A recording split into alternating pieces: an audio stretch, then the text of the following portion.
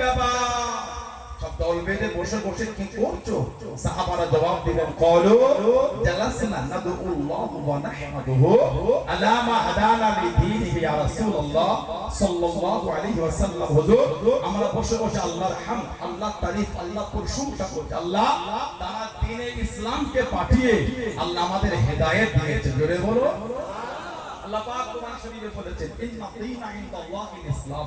আমি আল্লাহ আমার তরফ থেকে একটাই মাত্র আমার পছন্দনীয় দিন, যেই দিনটার নাম হলো দ্বীনে ইসলাম। সুবহানাল্লাহ বলুন।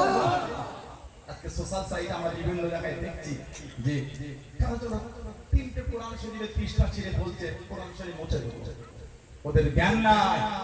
গতকালকে দেখেছেন না, 100 অধিক ছাত্র হাফেজ, 7 বছরের ছেলে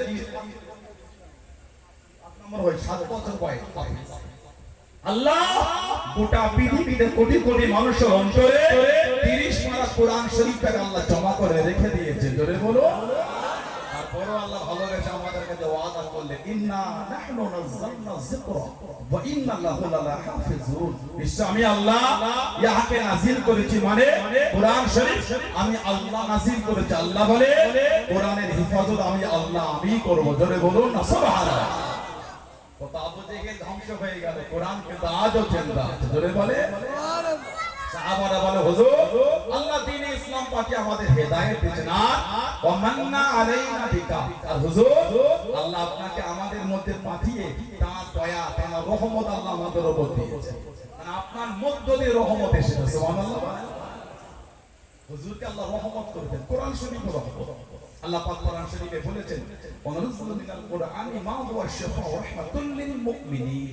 আল্লাহ পাক কোরআন শরীফ নাযিল করেছেন মানুষের জন্য শিফা আর ওয়া রাহমাতুল লিল মুমিনিন।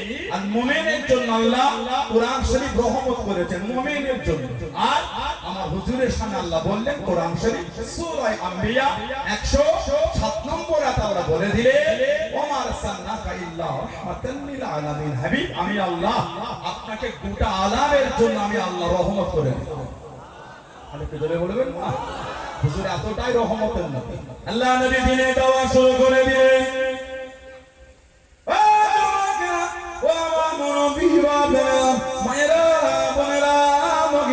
আল্লাহ নবী সাল্লাল্লাহু আলাইহি ওয়াসাল্লাম দ্বীনে দাওয়াত চালু করলেন। মক্কা কাফেরগুলো মানল না, মক্কা বেদীগুলো মানল না। আল্লাহ নবী সাল্লাল্লাহু আলাইহি ওয়াসাল্লামের বিরুদ্ধাচরণ শুরু করে দিল। সাহাবাদের ডেকে ডেকে জানিয়ে দিল, মুহাম্মদ যদি সত্য নবী হয়, মুহাম্মদ যদি সত্য নবী হয়, সাল্লাল্লাহু আলাইহি ওয়াসাল্লাম ওকে গিয়ে জানিয়ে দে, ওকে গিয়ে শুনিয়ে দে, ও যেন আল্লাহকে জানিয়ে দেয়, ও আল্লাহ যেন আমাদের উপর গজবটা নাযিল করে, আমাদের উপর গজবটা নাযিল করে। আল্লাহ বা নবীকে সান্ত্বনা দিয়ে, আল্লাহ বা নবীকে জানিয়ে দে, আপনি দুঃখ নেবেন না, আপনি কষ্ট নেবেন না। কোরআন শরীফ সূরা আনফালের 33 নম্বর আয়াতে আল্লাহ পাক নবীকে জানিয়ে দেন, ও আমার হাবিব, ওয়া মা কানা আল্লাহু লিইউযিবাকুম ওয়া আনতা ফীহিম। আপনি যেখানে থাকবেন, আপনি যাদের মধ্যে থাকবেন, আপনি যতক্ষণ থাকবেন, আমি আল্লাহ আপনার খাতিরে ওই জায়গাতে আমি আল্লাহ গজব খানা দেব না।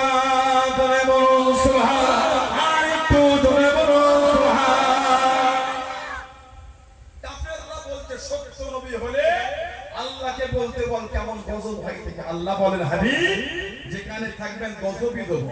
কেন? আল্লাহ আমাদের হুজুরকে রহমত করেছে। জোরে বলে রহমত থাকলে গজব হয়। যতক্ষণ থাকবেন গজব দেব না ওই জায়গাটায়। বলুন আলহামদুলিল্লাহ।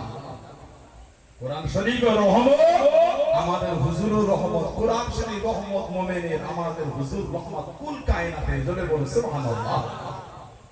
সাহাবা হুজুররা বলে, হুজুর আল্লাহ আপনাকে আমাদের মধ্যে পাঠিয়ে আল্লাহ তার দয়া, তার রহমত আপনার মধ্য দিয়ে আল্লাহ আমাদের উপর দিয়েছে। সাহাবারা দল বেঁধে আলোচনা করতে, সুবহানাল্লাহ বলে সিস্টেমটা আলাদা হতে